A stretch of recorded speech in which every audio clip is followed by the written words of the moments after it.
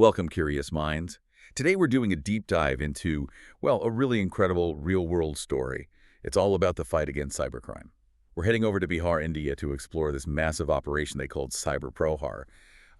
The scale of it, the effort involved, it's pretty eye-opening. Yeah, it's fascinating. What you see here is how a dedicated unit, the Economic Offenses Unit, or EOU, really took on this huge, pervasive issue. It's, a powerful look not just at the arrest, but at the sheer scale of modern cyber fraud and, importantly, the proactive strategies they use to fight it. Absolutely. So let's unpack the initial results. Just imagine this. 7 months, right?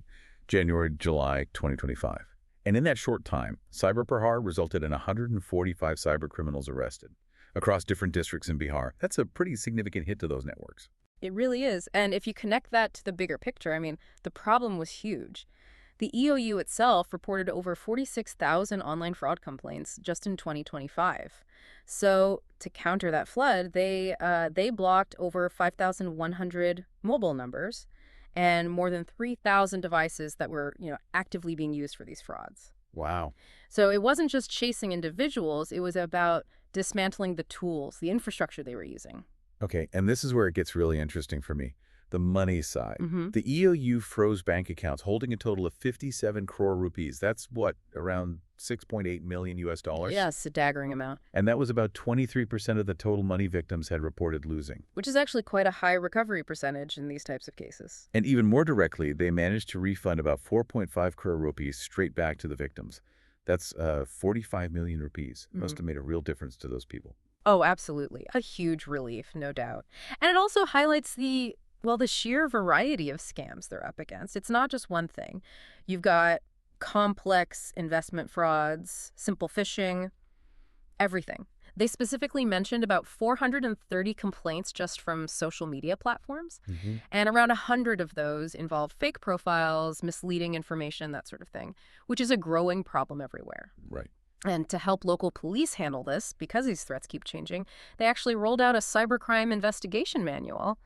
So capacity building, too. So it wasn't just arrests and freezing fronts, like you said. It was direct support for people, too. This cyber helpline they set up, it received 1.8 million calls. 1.8 million, yeah.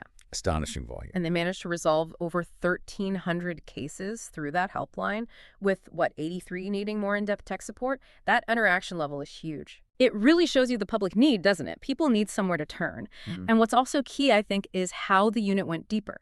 They looked at the underlying issues, not just the surface scams. They found cybercrimes linked to illegal calls, things like SIM box fraud. Ah, right. Bypassing the proper channels. Exactly, which causes massive losses both to government tax revenue and the phone companies themselves.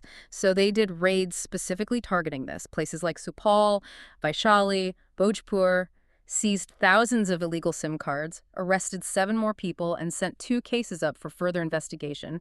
It's about hitting the supply chain. Okay, so pulling this all together, what does this Cyber Prahar deep dive tell us? Well, it definitely shows the incredible, almost overwhelming scale of cybercrime.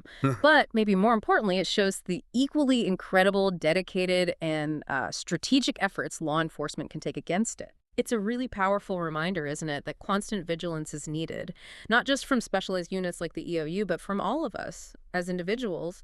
And the success here, it really underscores how vital that specialized expertise is, plus collaboration, plus public awareness. It all has to work together to safeguard our digital lives. So here's something maybe to think about. How could understanding this kind of multi-pronged approach, arrests, financial recovery, helplines, tackling the infrastructure, how might that inspire similar targeted efforts where you live, in your community or region, to combat this ever-present threat of online fraud? Something to consider. Stay alert and stay safe.